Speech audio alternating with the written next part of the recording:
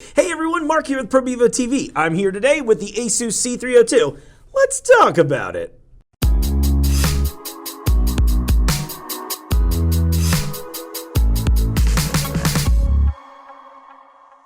The ASUS C302 has been another hot device in the Chrome world this year, raising all of our collective eyebrows upon its release, so I'm happy to do a review here for Promevo TV. Now, if you're not familiar with Promevo, Promevo is a premier Google partner focusing solely on our customers' Google Lives. We here at Promevo want to engage with as many people as possible to share all of our offerings, from Google Apps to Chrome devices to software solutions like our very own gPanel and gScholar, to help build and maintain your Google Life needs. But back to the Chromebook. It's a wildly powerful device, and I've been enjoying my time with it thus far. Let's go ahead and toss up that spec sheet real fast for everyone. You know the drill. Get ready to pause if you want to read it all.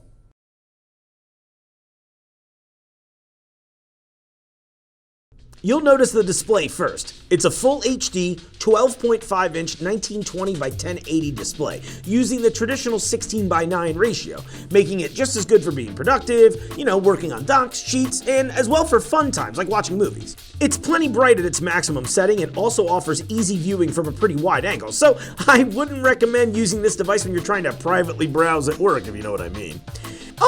In a cool feature addition, there's a light sensor on the device that allows automatic brightness adjustments based on ambient light in the room you're in. So this works pretty well so far in my tests, reminding me mostly of how my cell phone handles it, in that it definitely works, and sometimes you might feel it's a little slow to react. However, I would wager that this perceived slow reaction time is actually a method of preventing your device from just constantly wildly switching brightness for any subtle change in a room lighting.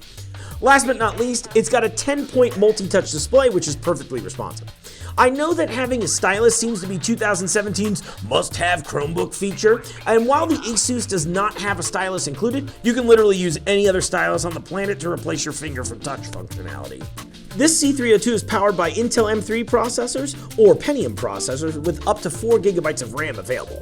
For sake of argument, I'm actually running an M3 and 4 GB of RAM on this one.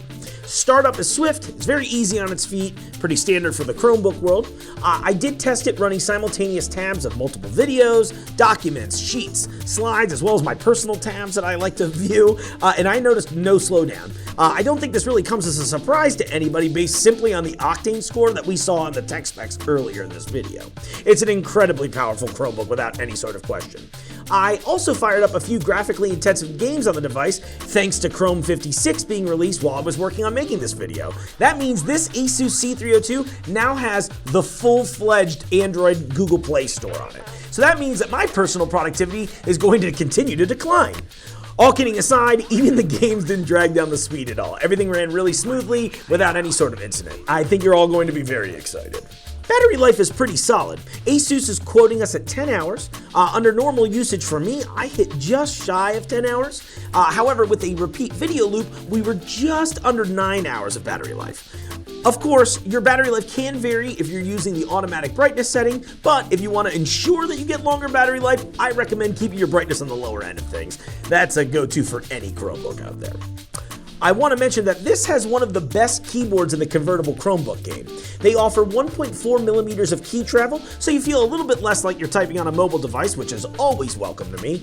All of the keys are full-sized, as the device fits the traditional Chromebook form factor, which is great news. There's minimal key float, but at times it does still feel a little, maybe soft. You'll feel that kind of soft mobile keyboard press, but that's a fairly minor complaint on what otherwise feels like a really solid mobile keyboard device. The trackpad itself is actually noticeably really large. They're quoting it at 104.5 millimeters by 61 millimeters, and since I refuse to learn the metric system, I don't know what that means. But what I was most impressed by was how effectively it rejected my palm. I've got a really heavy hand, so to speak, and I find this to be a common issue for me on devices, so I think ASUS did a markedly better job with this than the competition has.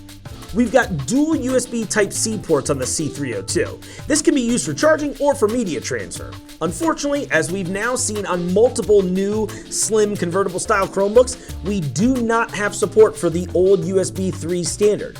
Look, I understand we're trying to move away from bulky products, but I also think it's a little silly to move away from a standard that doesn't really appear to be dead yet. This has made it a real pain for me to use security key authentication, like my YubiKey I use to log in. Which reminds me, get your YubiKey from us here at Promevo. This is definitely an oversight for those intending to use this in the enterprise world. There's a micro SD card slot in the device as well, so you can easily transfer files that way. I had a few questions come in while we were working on this about the speed of the device, particularly in regards to the SD card. I actually pulled up a few HD videos that I'd shot. I pulled them up on the device directly from the SD card, and it ran pretty smoothly off the card itself.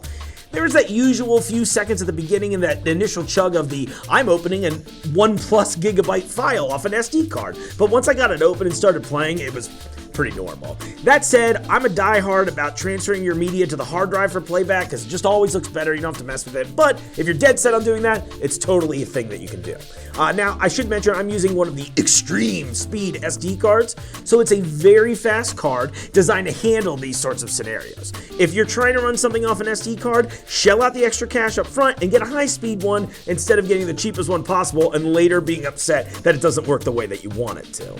Good news, and I'm sure this comes as no surprise to most of us, the device is up to current Wi-Fi standards, and I found Wi-Fi speeds to be great as usual.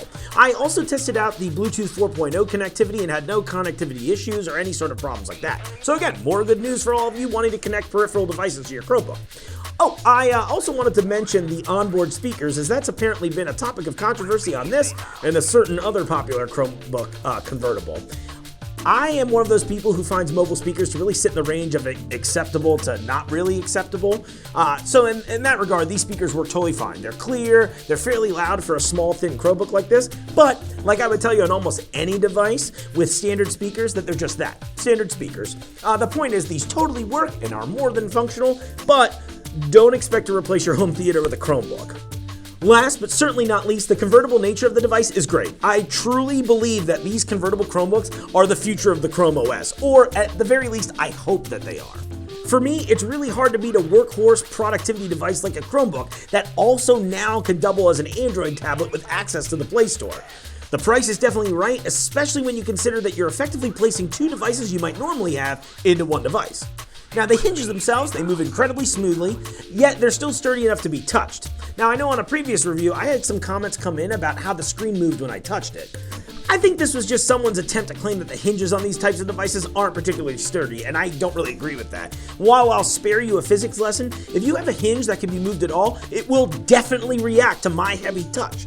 I would actually imagine that designing the hinges on a device like this would probably be the hardest thing to get right. You have to get something that's sturdy enough to hold its place, but also relaxed enough to rotate so that when I want to flip it, I can totally do that.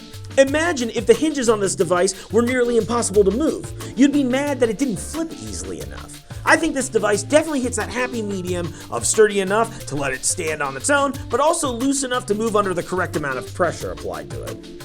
Anyway, my point is I find it really easy to switch form factors, but I do keep finding one oversight on literally every single Chromebook convertible device that I've had. There are no stoppers on the front edge of the device, so that means that if you set it up in tent mode like this, it has the easy potential of sliding around and moving if you're not careful. While I normally don't find tent mode to be a particularly useful form factor for myself, I prefer the stand mode. The lacking stoppers guarantee that I'll probably never trust myself to leave it in that mode. The ASUS isn't particularly bulky and has an attractive design that really just feels sturdy overall. This is great in all modes. However, I do find it a little odd in the tablet mode, just a little thicker than I think I'd like. I'm obviously happy to accept this trade-off for the quality keyboard it has.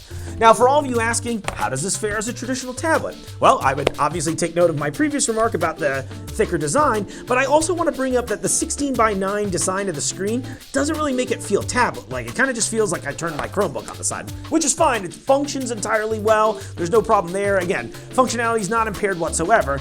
It's more one of those, it just might take a little getting used to as a tablet device. Overall, I'm really wowed with the device. It's really powerful, it gives me all kinds of functionality, and uses said power to ensure that I'm never dealing with any lag or anything like that.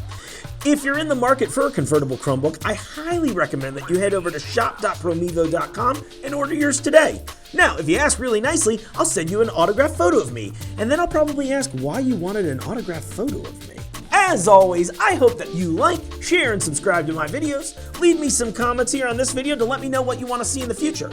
I should let you all know I am currently cooking up a convertible Chromebook comparison episode between this sweet ASUS and another popular Chromebook, so please stay tuned for that. On that, I'll see you next time.